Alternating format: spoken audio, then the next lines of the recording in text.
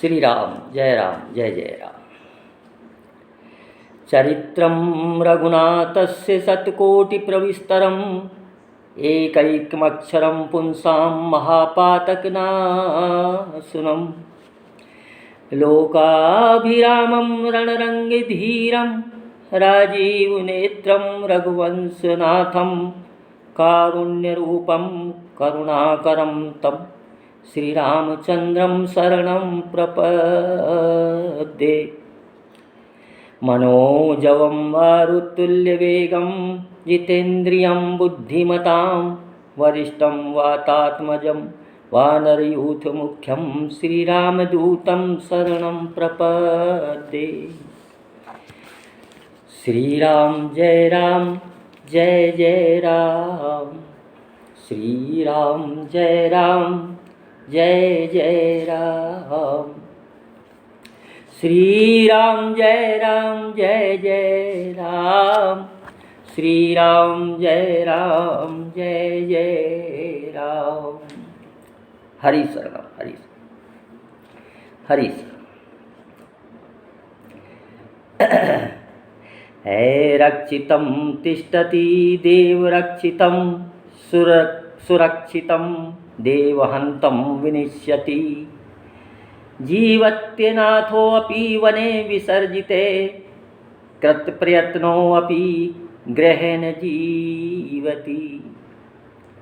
देव जिसकी रक्षा करता है वह लोक दृष्टि से आरक्षित होने पर यानी असुरक्षित रहने पर भी सुरक्षित रहता है, और देव जिसको नष्ट करने पर तुल जाता है वह सुरक्षित रहने पर भी विनष्ट हो जाता है। कितनी ही सुरक्षा की जाए, देव रक्षित वन में छोड़े जाने पर भी जीव जीवित रहता है, और देव का मारा हुआ घर में सुरक्षित रहने पर भी नहीं जीता।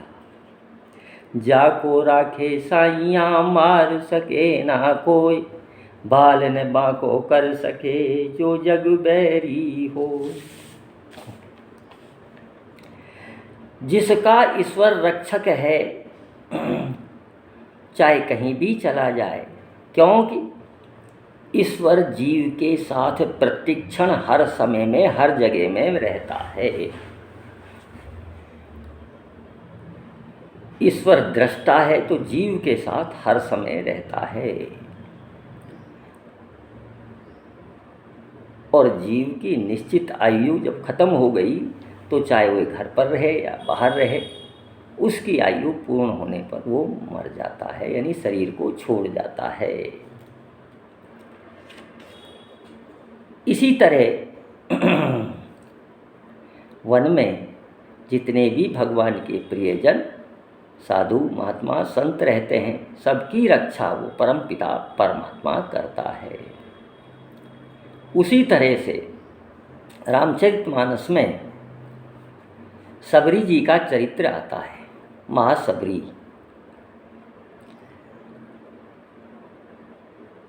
यों तो इनके जन्मों की अनेक कथाएं अनेक शास्त्रों में अनेक प्रकार से वर्णित की गई हैं। वर्णन मिलता है, देखने को मिलती है, लेकिन भक्तमाल जी के अनुसार सबरी माँ की कथा, पूर्व जन्म की कथा जो भक्तमाल में देखने को मिलती है, 3 प्रकार से बताई है। पहली प्रकार से बताई है, लक्ष्मी जी ने एक संत महात्मा को भोजन कराने के निमित्त से निमंत्रण दिया और उनको भोजन बनाया, भोजन कराया। करने के लिए, भोजन कराने के लिए उनको निमंत्रण देकर अपने घर पर बुलाया, उनका आतिथ्य सत्कार किया। महात्मा आए, उनको आसन दिया, उनको बैठाया और भोजन परोसने लगी बड़े आदर के साथ, भाव के साथ। यूँ ही भोजन परोसा तो वो महात्मा बड़े नाराज होकर, उत्तेजित होकर खड़े हो गए। लक्ष्मी जी ने पूछा, हे महात्मन, मैं इतने आदर भाव से आपको भोजन परोस रही हूँ, लेकिन मुझे ज्ञात नहीं कि किस कारण से आपके मन में क्रोध आया, क्या मेरे से ऐसी त्रुटि हुई, क्या गलती हुई, मुझे ज्ञात नहीं है। तो महात्मा बोले कि हम महात्मा हैं, ब्राह्मण कुल में हमारा जन्म है और आपने हमारे लिए दाल भात ये रसोई जो बनाई, ये कच्ची रसोई बनाई, इसलिए हम नहीं खाएंगे इसको। लक्ष्मी जी को बड़ा अफसोस हुआ। लक्ष्मी जी ने कहा, जब भगवान भाव के भूखे हैं तो संत महात्मा आप तो उनके भक्त हैं, आपको भी भाव ज़्यादा प्रिय होने चाहिए, लेकिन आप ये पार्थिव पांचभौतिक जो चीज़ें हैं इन पर शुद्ध अशुद्ध का ध्यान देते हैं, ये ठीक नहीं है। लेकिन महात्मा नहीं माने और उन्होंने श्राप दे दिया कि आप नीच कुल में जाकर जन्म लेंगी और वहाँ फिर भी महात्मा की शरण लेंगी, उससे आपका उद्धार होगा। भगवान राम पृथ्वी पर अवतरित होंगे, जन्म लेंगे, वो आपकी कुटिया पर जब आएंगे जब आपका उद्धार होगा। इसके विपरीत लक्ष्मी जी भी क्रोधित हो गई और लक्ष्मी जी ने भी उनको श्राप दे दिया कि आप भी समृद्धशाली ऐश्वर्यशाली यानी रोटी पे रोटी धरकर नहीं खाएंगे। भागवत में भक्तमाल में ऐसा वर्णन आता है। तो महात्मा ने कहा कि कोई बात नहीं, रोटी पे रोटी धरकर नहीं खाएंगे तो हम बाटी बना लेंगे और कुछ बना लेंगे। लेकिन इस तरह से एक जन्म में ये ही सबरी हुई। इसका वृत्तांत भक्तमाल में आता है।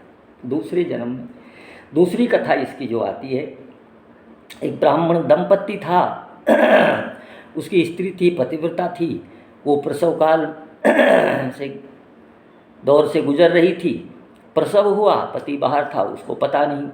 पति आया, भोजन उसने बनाया, उसने सोचा मेरे पति कष्ट पाएंगे, भोजन बनाया, पर ज्यों ही वो बच्चा रोया उसकी आवाज़ सुनकर उस ब्राह्मण को पता चला कि ये कौन है। तो ब्राह्मणी ने बताया मेरे आज ही पुत्र हुआ है।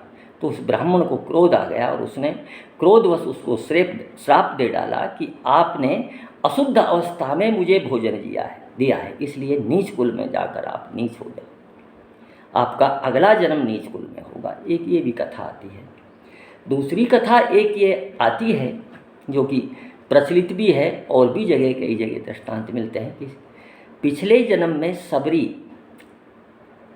का जन्म राजा के राजकुल में हुआ, राजा की पुत्री हुई, विवाह हुआ, राजा के यहीं ब्याही गई, रानी थी, बहुत सुंदर थी और बहुत ऐश्वर्य था, राजा के पास किसी चीज़ की कोई कमी नहीं रहती।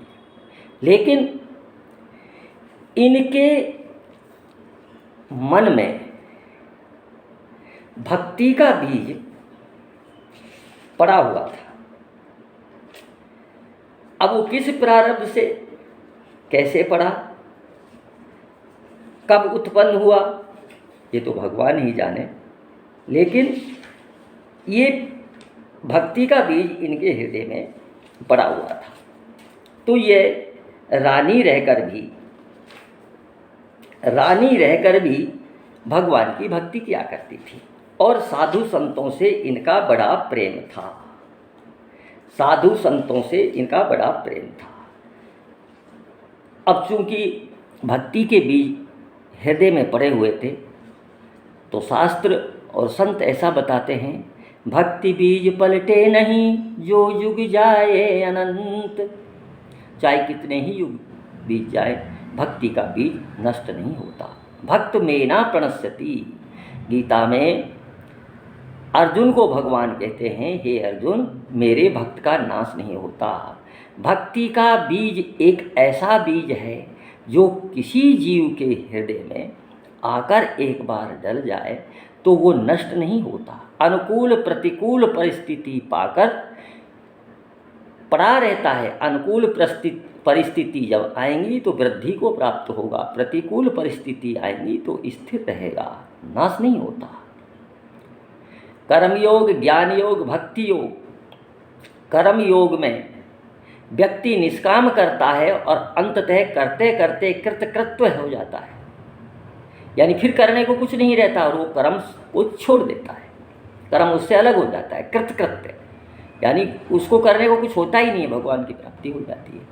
ऐसे ही ज्ञानी व्यक्ति ज्ञान के द्वारा अपने स्वरूप का ज्ञान जब कर लेता है तो ज्ञात ज्ञातव्य हो जाता है और फिर ज्ञान का कोई असर नहीं रहता।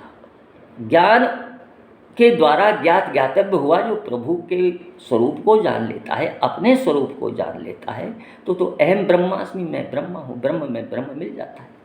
लेकिन भक्ति को भक्ति सूत्र, नारद भक्ति सूत्र में अमृत की संज्ञा दी है।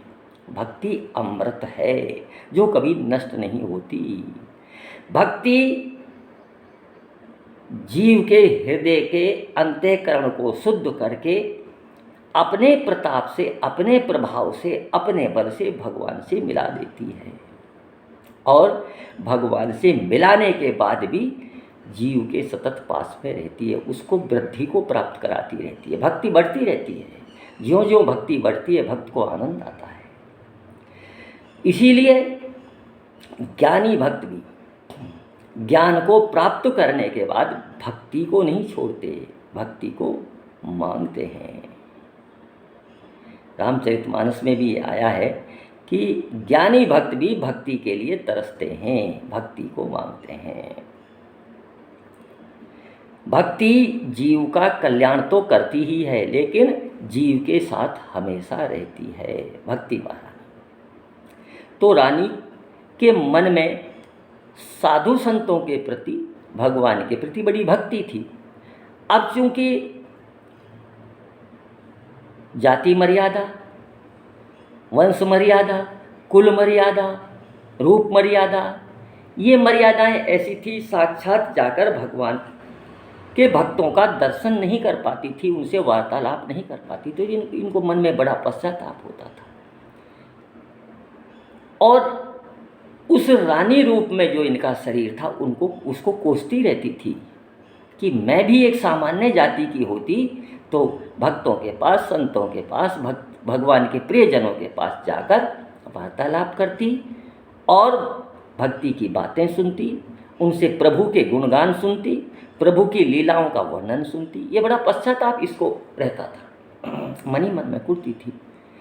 एक बार संयोग की बात है, कुंभ प्रयाग में लगा, तो जो राजा था उसका प्रोग्राम भी कुंभ में आने को हुआ, और रानी बड़ी प्रसन्न हुई कि चलो वहाँ कुंभ में जाकर साधु संतों के दर्शन होंगे। लेकिन वहाँ भी कुल की मर्यादा, वंश की मर्यादा, जाति की मर्यादा, वहाँ भी इसने पीछा नहीं छोड़ा और वहाँ पर जाकर पर्दे में ही स्नान किया, पर्दे में ही सारे कार्य किए, इनको बाहर नहीं निकलने दिया।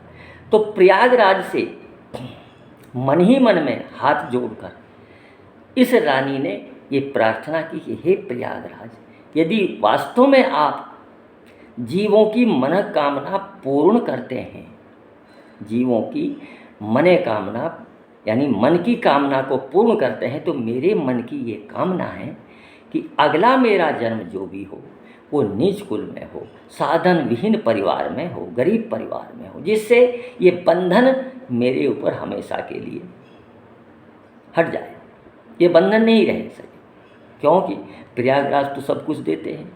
भरत जी ने भी प्रयागराज में जाकर वरदान मांगा था।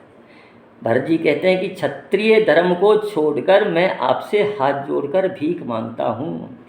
प्रयागराज बोले हाँ बोले, धर्म अर्थ काम मोक्ष में सब कुछ दे दूँगा आपको, मेरे देने से मेरा दान सफल हो जाएगा। प्रयागराज जी कहते हैं मेरे देने से मेरे दान की सफलता होगी, आपके मांगने का कोई निम्नपना या आप कह रहे हैं भीख मांग रहा हूँ, ये मेरा सौभाग्य है कि आप यहाँ पधारे और यहाँ पधार कर मेरे से कुछ मांग रहे हैं। ये तो मुझे आप बड़प्पन दे रहे हैं, मैं धर्म अर्थ काम मोक्ष चारों देता हूँ, आप मांगे जो भी कुछ। भरत जी ने यही मांगा, धर्म ने अर्थ ने काम रति, गति न चहूँ निर्वाण, जन्म जन्म रति राम पद यह वरदान मान। जिसको जिसकी भूख होती है और जिसका अंतःकरण शुद्ध होता है वो भगवान की भक्ति के अलावा और कुछ चाहता ही नहीं। भरत जी ने यही मांगा।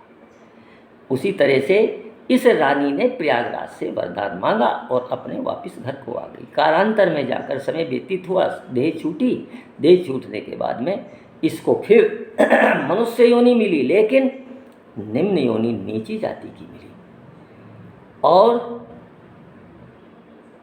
ऐश्वर्य संपन्न नहीं था परिवार, सामान्य परिवार, अपना जीवन यापन करता था, एक नीच जाति में जन्म लिया, बड़ी हो गई। अब वहाँ तो इसको जाति तो इसके जो इसकी इच्छा थी मिल गई, परिवार जो इसने निम्न कुल मांगा था वो मिल गया, लेकिन संगति नहीं मिली, सत्संगति नहीं मिली। अब सत्संगति के बिना इसका मन बड़ा दुख पाता था, क्योंकि सत्संगति का बड़ा असर होता है। बिन सत्संग ने हरि कथा ते ही बिन मोह ने भाग, मोह गए पुनि राम पद हो ये न दृढ़ अनुराग। जब तक मोह इस अंतर मन से अंतःकरण से मोह नहीं जाता, जब तक श्री राम जी के चरणों में दृढ़ अनुराग नहीं होता, तो बड़ी दुखी रहती थी। संगति से जीव का कल्याण हो जाता है और कुसंगति से जीव गर्त में पतन की ओर चला जाता है। इसीलिए कहा है, जाइए ने तहाँ जहाँ संगति कुसंगति है, कायर के संग सूर भागी है पे भागी है। कुसंगति की जगह नहीं जाना चाहिए। अरे जाइए ने तहाँ जहाँ संगति कुसंगति है, कायर के संग सूर भागी है पे भागी है। फूलन के पास बसे फूलन की बास होत, कामनी के संग काम जागी है पे जागी है। घर बसे घर में बैराग कहा, माया मोह ममता में पागी है पे पागी है। काजर की कोठरी में कैसो हु सयानो जाए, काजर की एक रेख लागी है पे लागी है। संगति का असर निश्चित होता है। तो बड़ी दुखी रहती थी। समय गुजरता गया, क्योंकि संग से व्यक्ति को कामनाओं की उत्पत्ति होती है। कुसंग में रहकर सांसारिक जड़ पदार्थों की जैसे संगत में रहेगा, उसकी कामना की उत्पत्ति होगी, और कामना की उत्पत्ति होना ही जीव का सर्व सत्यानाश है। कामना उत्पन्न होने पर जीव पतन की ओर ही भाग, क्योंकि जड़ पदार्थों की कामना उत्पन्न होती है संगति कुसंगति से। संगात संजायते कामे, कामात् क्रोधो अभिजायते। क्रोधात् भवति सम्मोह, सम्मोह स्मृति विभ्रमे। स्मृति भ्रंशाद् बुद्धिनाशो, बुद्धिनाशात् प्रणश्यति। संग से कामनाओं की उत्पत्ति होगी। जैसे का संग करोगे, जैसे पदार्थों का, जैसे व्यक्तियों का, जैसे आदमियों का संग व्यक्ति करेगा, जीव करेगा, उसके अनुसार उसकी कामनाएं उत्पन्न होंगी।